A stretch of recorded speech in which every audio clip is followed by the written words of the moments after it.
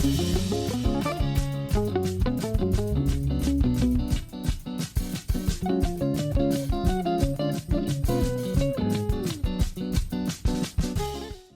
you believe that type of hateful speech is contrary to Harvard's code of conduct, or is it allowed at Harvard? It is at odds with the values of Harvard. Can you But not our say here that values it is against the also- code of conduct at Harvard? We embrace a commitment to free expression, even of views that are objectionable, offensive, hateful.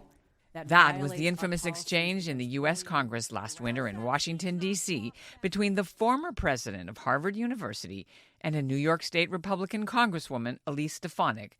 It happened during hearings by the House of Representatives into anti-Semitism at America's top Ivy League universities post-October 7th.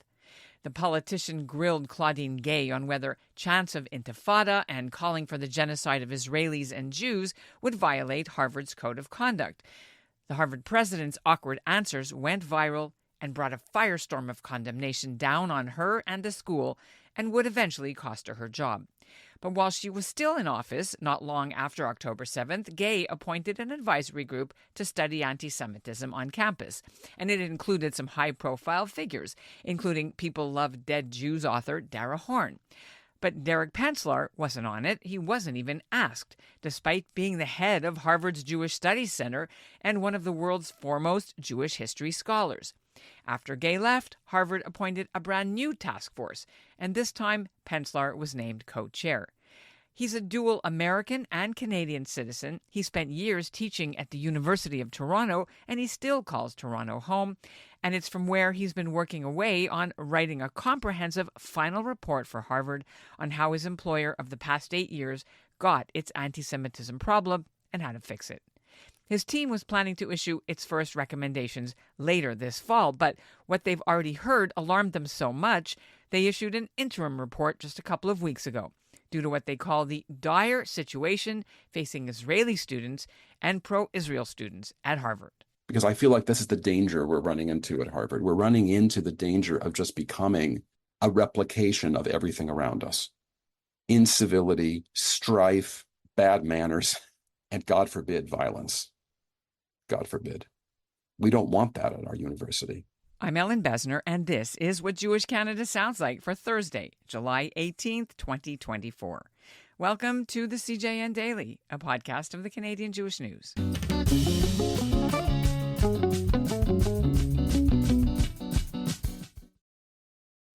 When Derek Penslar wasn't named to the first Harvard anti-Semitism group, that raised eyebrows. Then, when he got appointed to co-chair this task force, some American Jewish leaders like Lawrence Summers and hedge fund billionaire Bill Ackman said he was the wrong fit because he wasn't Zionist enough. As a progressive Jew, Penslar rejects the IRA definition of anti-Semitism, and he views Israel as conducting an occupation in the West Bank and Palestinian territories. But Penslar's put the controversy behind him for now as he focuses on finding a way to help the many Jewish students, especially Israeli ones, who told him they've been subject to shunning, harassment, and intimidation, and that they don't feel Harvard takes their complaints about anti-Semitism seriously. Penslar's interim report calls for immediate training for all resident staff on anti-Semitism ahead of orientation week in the fall. He demands more kosher food options be made available on campus. And he tells Harvard to set up an online calendar of important Jewish religious days so teachers don't schedule exams that conflict. And they want Muslim and Jewish groups on all sides of the issue to collaborate and promote respectful dialogue. But some Jewish leaders and 28 Republican congressmen and women have dismissed the findings.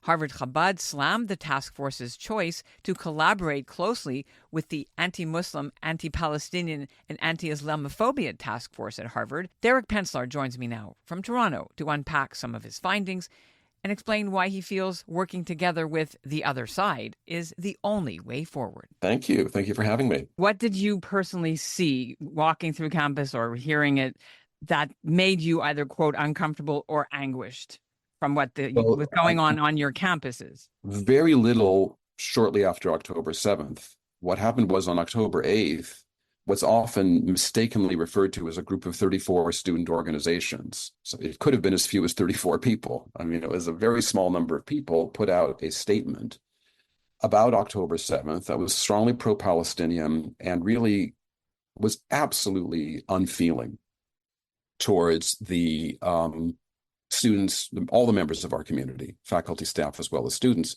who, of course, were personally affected by the tragic massacre, the horrific massacre. So it was an offensive statement, but I knew that it was put out by a very small number of students. Harvard has 22,000 students, and I realized that we were talking about a sliver. And so I've got to admit that my immediate reaction was not to be, I mean, I was annoyed by that statement, but my real concerns were about, my friends in Israel and about my students.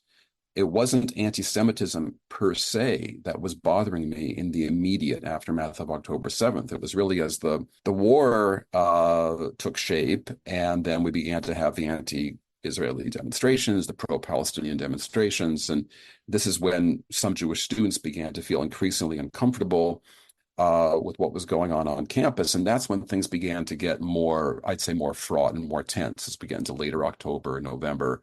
Things got quite ugly. And then Claudine Gay, the former president's testimony at the hearings on Capitol Hill, where she couldn't articulate whether what was going on the campus crossed the line in terms of Harvard's policies on equity and what have you. Yeah, I think that for faculty at Harvard, for people who work at Harvard and who understand sort of how the system works, and people who knew Claudine Gay knew that she was not an anti-Semite at all. She was basically outmaneuvered. I mean, when you have a professor go up against a politician, the politician is always going to win. And she was over-lawyered. The lawyers had her respond as if she were in a courtroom, but she wasn't in a courtroom. And so she made a legally, technically true statement, but there's all kinds of horrible things that people can say in universities and not get and not be prosecuted or disciplined for it. But she forgot that she was talking to politicians. And on live TV. And on live TV. And what she said was absolutely horrific. She bungled, but she's not an anti-Semite herself, but she totally bungled it. It just made things look awful. But even then, I mean, the vast majority of the faculty at Harvard, regardless of their views about Israel, supported her. There were people who didn't. There were. And then in the winter, the president went ahead and appointed this task force with me as a co-chair. Which also caused you personal anguish as well as professional career anguish because of the criticism that you're too progressive. And I'm going to use that word because in Canada, as you know, left-wing progressive, that's how they call it. So how did you navigate that public criticism? I read that you wanted maybe to step down at first. Well, it's hard. I mean, nobody likes to be attacked. And I've certainly been criticized and attacked over my career. I write about Israel. It's a subject that gets people quite worked up. And I've gotten some threats. I've gotten some really hateful comments over the years, but this time was different. I mean, the torrent of abuse that I received was really horrific. And what bothered me more than the emails or phone calls from lunatics was the fact that even from within the Harvard community, or really the Harvard alumni community, there were people who send me emails saying you're completely unqualified to run this task force because you hate Israel. And I felt this is like totally untrue. And it came from people who had never read a word I've written. They've never talked to me. They've never been to my classes. And what I found so moving was that hundreds of my colleagues around the world and former students, and many of my students at Harvard came to my defense. But we're living in a cruel world. I said earlier about politicians versus academics. That's really what was going on. This had nothing to do with me. It had nothing to do with what I stand for or what I read or what I write or what I teach. It had to do with the vision of the need for an enemy, the need to blame what's going on at Harvard on someone, to blame a, quote, left-wing Jew. They didn't know me. If anybody knew me, they would know it was complete and total nonsense. I was very hurt, but then I realized that I was not going to let the politicians defeat me, and I wanted to be part of the solution. And so I stuck with it. I mean, it wasn't just politicians who were after you. I think there were also very public Jewish Americans who were, because of the fact that, you were with the Nexus version of anti-Semitism definitions and the Jerusalem definition and not the IRA definition and some of the language in the petitions calling Israel an apartheid state. So, No, I've never said Israel's an apartheid state. Never. That is a complete and total lie. and correct me if I'm wrong, the language in the letter that had your name. It was at a time last summer before October 7th, hundreds of my colleagues, actually thousands, signed a statement that was very critical of Israel's policies in the West Bank. That's what it was about. I have never said Israel's an apartheid state. That is simply not true. However, I am very critical about the occupation of the West Bank, very much so. That's true. So we're going to fast forward to the task force that you co-chair. What I'm interested in, though, is it was a preliminary report. Why did you feel it was so urgent that you had to get it out quick before the summer? You should compare this with the other task forces at schools like Columbia, Stanford, Penn, all of whom started their work before us and all of whom have now finished, and they have issued lengthy reports. Unfortunately, with the way media distorts things, some people have thought, like, this is all we're going to come up with, which is not at all true. What we came up with was a sense of urgency, that there are certain things going on the Harvard campus right now that are absolutely unbearable. They must be fixed quickly. Harvard rarely does things quickly, but there are certain things we wrote that had to be done this summer, that have to be done before the start of the next academic year. Now, what's been going on this summer is that we have 6 subcommittees going into depth about the various problems at Harvard, and we're going to, in the fall, I promise you, we're going to produce such a gesund report. It's going to be lengthy, it's going to be detailed, it's going to have a lot of very far-reaching recommendations that we really hope will have a significant long-term impact on Harvard. That's going to come in the fall. So this was just a Vorspeise. Okay, so you talked in the report about the word dire situation when it comes to Israeli students. Do we know how many Israeli students there are? How many Jewish students altogether? How many students are there at Harvard altogether again? So if you include all the graduate students and the postdocs and everything, it's about 22,000. There's only about 6,000 undergrads.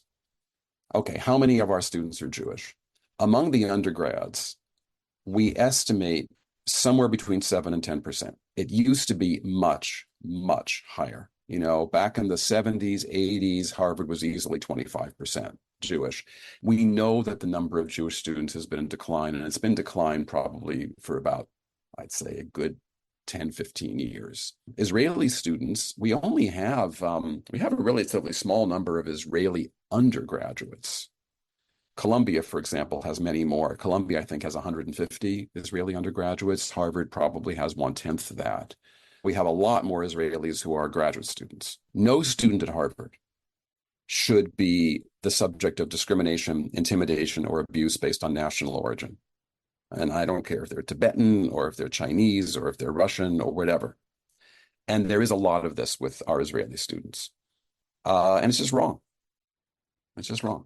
With Jewish students who are not Israeli, and of course there's a lot more of those, it's a much more complicated situation, which applies, I think, in some ways to the Israeli students too, is that Harvard's Jewish community is diverse.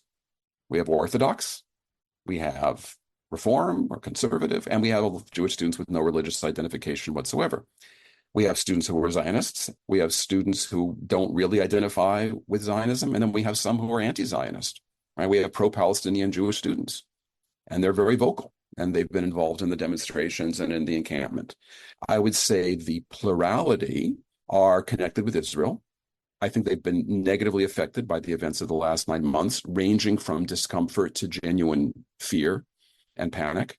And whether it's a few hundred students as opposed to a few thousand, the fact is these students have a right to not be intimidated, abused, and even more, I would say, commonplace, shunning, exclusion. This has happened a lot to Israeli students. And by the way, when I mentioned, a small number of Israeli undergraduates, think about all the Jewish students in the law school. So remember, it's not just the undergrads. Think of the medical school.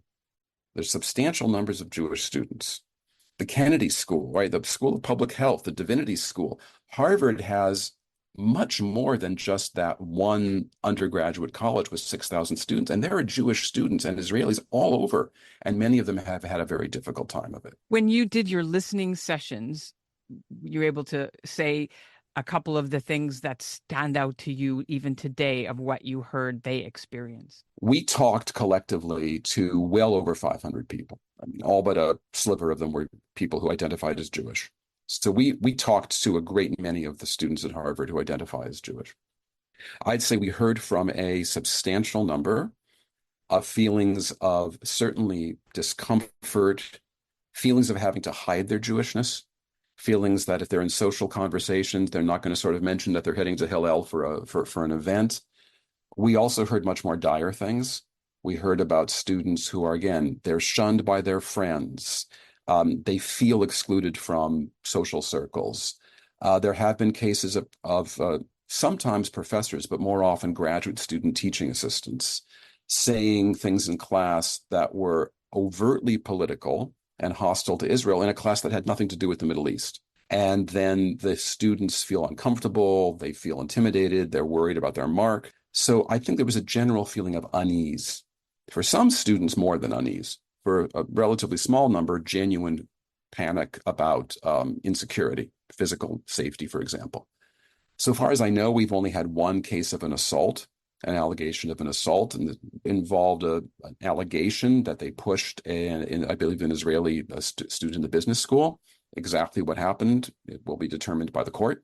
There's a diverse community. One thing I've learned in talking to a lot of Jewish students, many of whom take my classes, is that yes, the events of the last 9 months have been have been difficult, but in general, they're getting through. These are students who often identify as Zionist to one degree or another, but they tend to be somewhat critical as well. I call them Zionist adjacent, or as my daughter once said, Zionish. There's students who are enjoying Harvard, and they're enjoying their time, although the last year has been difficult. And then there's this minority of Jewish students, I would guess maybe 15 to 20% of our Jewish students, it's just a guess, who identify as anti-Zionist and very much as pro-Palestinian. And they have their own organizations. They have their own Jews for Palestine organizations. You know, protests that have marked and marred important life cycle events. Going back to convocation for freshmen in the fall, which was disrupted by pro-Palestinian demonstrators. We had our own commencement this year with a massive, walkout by several hundred, if perhaps 1,000 students. These things have left a very bad feeling in the air for most of our Jewish students. But we have to fix this. You called it in your report, I'm just going to quote, a crisis of community. So it's not danger zone for Jews to go there. There's nobody going to kill you when you walk on campus, but it's a crisis of community. So what does that mean for people outside Harvard who aren't, the Canadian alumni, or people who may be considering sending their kids, or people who are just watching what's going on in Harvard and saying, gee, what happened at that famous school, right? There are some Harvard students who have complained of that, who have perceived themselves to be in true physical danger. It's not a huge number, but there have been some, and I want to acknowledge that. I think much more, though, it's the feeling of unease when you walk through Harvard Yard, for example, and there are pro-Palestinian protests. There's the pro-Palestinian encampment. The protests have been quite vocal and quite vigorous. Masked students, masked in keffiyehs, shouting from the river to the sea, Palestine will be free. Students wearing keffiyehs now as a kind of political statement. These are not necessarily things that Harvard can or should prohibit. That's the problem. If students want to wear a certain garment, I mean, how are we? It's going to be a difficult issue. Do we really prohibit that? But it's an atmosphere where students, certainly many Jewish students, feel, to put it mildly, uncomfortable. But there's a bigger issue underneath, and this is really the tragedy. It's not just that Jewish students feel uncomfortable at Harvard, but lots of students feel uncomfortable. So there's another task force on anti-Muslim, anti-Arab, and now they say anti-Palestinian bias. Well, we have lots of Muslim students at Harvard and students of color at Harvard who feel uncomfortable at Harvard. They feel like they don't fit in. They feel out of place. And for them, Palestine has become a kind of symbol of their own sense of invisibility and erasure. That after October 7th, there was an outpouring of comfort for the Israelis who had lost so many. But where are the words of comfort for the Palestinians who live as they do in Gaza or in the West Bank? These students don't really understand how much the Jews have been suffering. And for the most part, we have this kind of two solitudes between the Jews and the Jewish community and the broadly speaking pro-Palestinian community. They're all suffering. They're not really acknowledging the others' suffering. There are students who really want to reach across the aisle, but for the most part, they're not reaching out to each other. And this is the problem. This is the real tragedy of community. How can we be a university that does not merely replicate all the horrible conflicts of this world, but tries to rise above it so that students can learn how to address them? People have to learn to live together, eat together, talk with each other, and yes, disagree. There was a time when I came to Harvard 8 years ago when Muslim students regularly ate at Harvard Hillel. And I think that the president of Hillel and the head of I forget which Arab student society it was, were friendly with each other, and they would argue, but they would argue over meals. So this is the Harvard I came to. We had lots of problems. We certainly had problems, particularly with Jewish students who do identify as progressive and who do identify as sympathetic with the Palestinian cause. Nonetheless, they're attached to Israel. And going back, I'd say a couple of decades, there's been a problem where Jewish students who want to identify as progressive are essentially excluded if they're not anti-Israel. So we had those problems 8 years ago, but at least Jewish and pro-Palestinian students were talking. They're not talking anymore. This is what we're hoping the task force can try to do. You made a point of saying that we're working together on our future study with the Muslim task force. Why do you need to do that? People will say, and some critics have said, why can't Jews get to define their own oppression? Why do we have to give space to the others to define our problems? The answer is, to be blunt, no individual group at Harvard or anywhere else will be able to solve their problems all by themselves. It just can't happen. So we have two task forces, not one, two. And there were people at Harvard who from the beginning were very upset about this. They wanted one task force, but no, we have two different communities. We work with the other task force to the extent that we can because we have certain common interests and goals. However, we also have differences. And you saw that in the report. Some of the things they want are things that our community would find very hard to accept, and vice versa. We are trying to model something which is sadly lacking at Harvard and at most other universities and in American politics, and that's civility. Jews at Harvard, Muslims at Harvard, everybody at Harvard, they can't go it alone. We have to, the whole idea of being a Jew at Harvard is to be proud of being Jewish, but to be part of your Harvard community. You know, most of our students, they just want to go to class and have their friends and their activities and prepare for the next phase of their lives. They want to be integrated into the Harvard community. Everybody wants to be integrated into a greater community. This is why our task force works with the other task force when possible. And when it doesn't work out that way, we work on our own. And that's just the way I think it's very healthy. Focusing lastly on the debate inside the Jewish community, whether you can be anti-Zionist or be anti-Semitic, and there's a divide. Whereas in Canada, at least, the mainstream Jewish community thinks that that is one and the same, as you're aware, that you are anti-Zionist, therefore you are anti-Semite too. I was curious why having those two labels was in the title of the task force's name. Our task force is about combating anti-Semitism, and we've added an anti-Israeli sentiment. True story. Student comes into my office who's Orthodox, Shomer Mitzvot, not Haredi, just Orthodox. But that person, for whatever political reasons, is quite angry with Israel. Doesn't really incorporate Israel into their identity. Is that person an anti-Semite?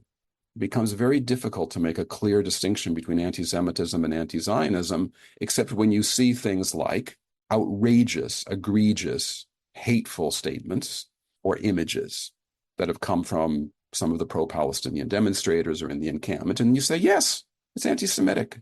When you have a map of Palestine, as somebody had in the encampment, a map of Palestine that did not show a single Jewish city, and basically assumed that like all the Jews of Palestine or Israel would just disappear. The Jews have no right to live in that land. That's hateful, and it's anti-Semitic. when someone says, perhaps naively, but they say, we want all the Jews and the Arabs to live together between the river and the sea in peace and harmony and to form a model community. Okay, is that person an anti-Semite? They say Jews have every right to live there. Jews should have complete equality. Is that person an anti-Semite? So I think you have to get to know someone a little better. You have to find out where they're coming from. And it's not that hard to figure out. There are people who are fundamentally motivated by hatred. But there are also plenty of students at Harvard who are critical of Israel who have very different views. So that's why I am sad about some of the media representations about what's been happening at Harvard or other universities. There's a lot of bad stuff going on. There's also a lot of possibility, though, for conversations. I can't say I'm cheerful.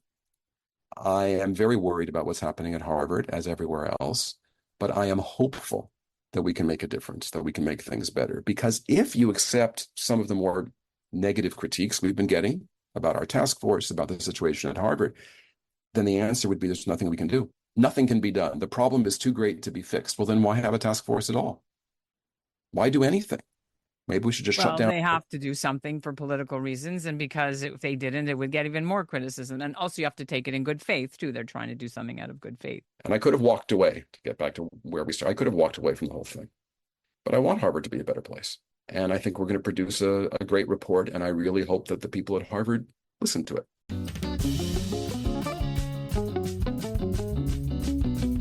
And that's what Jewish Canada sounds like for this episode of the CJN Daily. While Penslar and his task force continue their work over the summer, Harvard is trying to block a lawsuit over anti-Semitism brought against it by a group of Jewish students led by Shabbos Kestenbaum. He says anti-Semitism is systemic, violates his contract to study at Harvard, and alleges the school was unable or unwilling to make the campus safe for its Jewish students. A judge is supposed to rule before the end of July on Harvard's application to throw the case out. For his part, Kestenbaum called the interim findings in Penslar's report weaker than the ones made by the first Harvard advisory group. They called for banning protesters from wearing masks, penalizing students who take part in such anti-Israel protests, and digging into the Office of Diversity and Equity for how it treated Jewish students and ignored their complaints. They also suggest Harvard cuts ties with Bir Zayit University, where support for Hamas and terrorism is deep. The CJN Daily is produced by Zachary Judah Kaufman. Our executive producer is Michael Freeman, and our music is by Dov Beck-Levine. I've put the link in our show notes for you if you want to read the interim task force reports from both the Jewish and the anti-Arab, anti-Muslim, and anti-Palestinian investigators. Thanks for listening. Y'all remember that joke from Airplane? The old lady asked for some light reading. How about this leaflet, famous Jewish sports legends? But in actuality, that's changing. Jews are crushing it in sports around the world, and we are here to celebrate them. Sandy Koufax gets his 10th strikeout. Zach Hyman, his first career hat trick. 41 points for Diddy Avdia. It's Sue Bird's building. I'm Gabe. And I'm Jamie. We love Jews and we love sports, but most of all, we love kvelling over Jews in sports. Together we host Menschwarmers, the longest-running Jewish sports podcast in the world. Listen and subscribe at thecjn.ca and wherever you find your podcasts.